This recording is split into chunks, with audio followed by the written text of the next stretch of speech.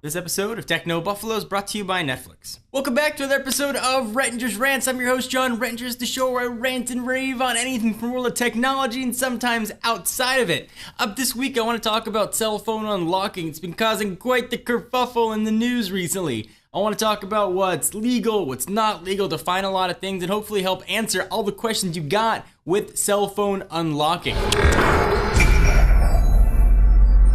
So first, let me define what cell phone unlocking is in case you're not familiar with the term. And all this stuff is the context of here in the US. You buy a phone from a carrier and it comes locked to that carrier, meaning you can't take that phone you bought from AT&T, go to T-Mobile, pop in a T-Mobile SIM card, have it work right out of the box. So what unlocking essentially means, it gives you the ability to take your phone from one carrier to another. Traditionally, you've been able to get an unlock code for a phone you bought from a carrier, meaning you pop in another carrier SIM card, you enter a 4 or 5 digit code into the phone, and boom, your phone is unlocked. You can take it to another carrier, you take it out of the country, pop in a SIM card, and presumably be able to use it just like you would on your own carrier. Seems pretty simple, right? Carriers were unlocking phones if you asked them after your 2-year contract was up. Sometimes they would do it a little bit earlier, and it wasn't that big a deal. You could buy phones unlocked from third parties and take them to any carrier that you wanted to use. But now unlocking phones is kind of illegal, and it seems like everyone in the country is throwing up their collective hands in a WTF. So what are your rights as a consumer?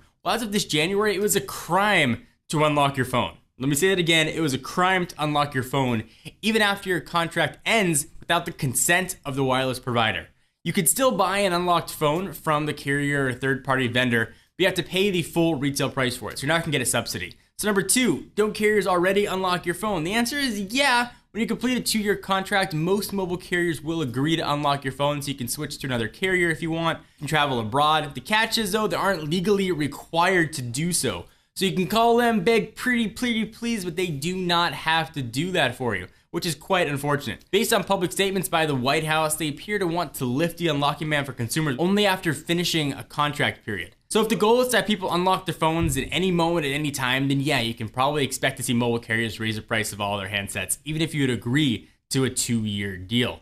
So what happened here, and what can we do? You used to be able to call, ask to unlock your phone really anytime. You could pay to get an unlock code. There were a ton of websites and services you could pay 10, 12, 20, 30 bucks.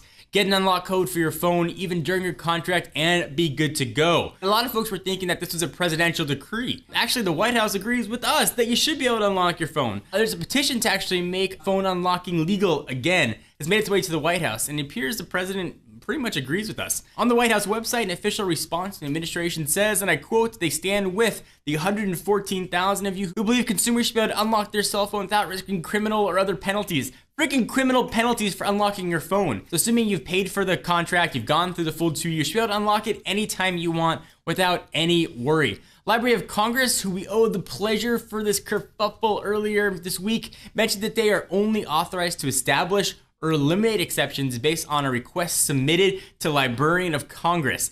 They eliminated this exception from the original Digital Millennium Copyright Act based on the request. So the Library of Congress stated they are bound to these protocols, which appears to be asking for more definitive legislation action on the part of Congress to pass laws stating one way or another, which is a huge mouthful. The Obama administration agrees that legislative action should take place along with the FCC and carrier involvement. The FCC under Julius Genachowski announced that they are going to urge Congress to overturn the ruling last year by the Copyright Office of the Library of Congress that made it illegal for consumers to unlock their cell phones, opening the software that restricts most phones from working on another carrier's network. So that's a huge mouthful. Essentially, the Digital Millennium Copyright Act screwed it for all of us here. In my opinion, if you own a phone, you paid for the subsidy on the contract, you should be able to unlock it. When you buy a phone for a discounted price from a carrier, they are essentially taking a loss on that phone that they'll make up through the 2-year duration of your contract. So I understand not unlocking it mid-contract. Now, the exception that I take a bit of umbrage with,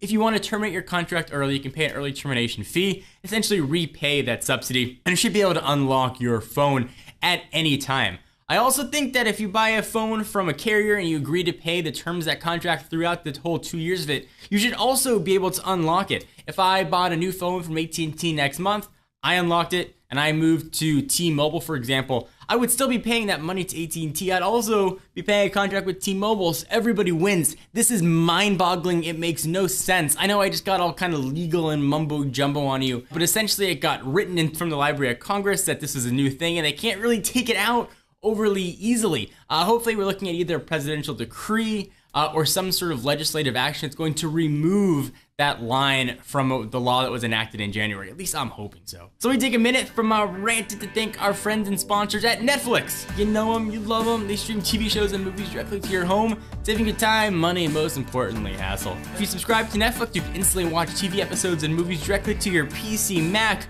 or right to your TV. You can use the Xbox 360, PS3, Nintendo Wii, or a Nintendo Wii U console. You watch as many movies as you want, anytime you want, and you can cancel anytime. If you want to give it a whirl, you should get a free 30-day trial membership. Go to netflix.com/buffalo and sign up today. You should use that URL though, so know we sent you. So what do you guys think? Am I off base? Do you agree with the unlocking issue that's happened here? I want to hear your thoughts. Leave your comments down below. Thank you guys for watching another episode of Rettinger's Rants. I'm your host, John Rettinger. We have 3 new shows every week. We've got Rettinger's Rants, we got Ask the Buffalo, and we got Rumor Roundup. So be sure to stay tuned every Monday, Wednesday, and Friday for those. For now, I'm John Rettinger from Buffalo. I'll see you next video.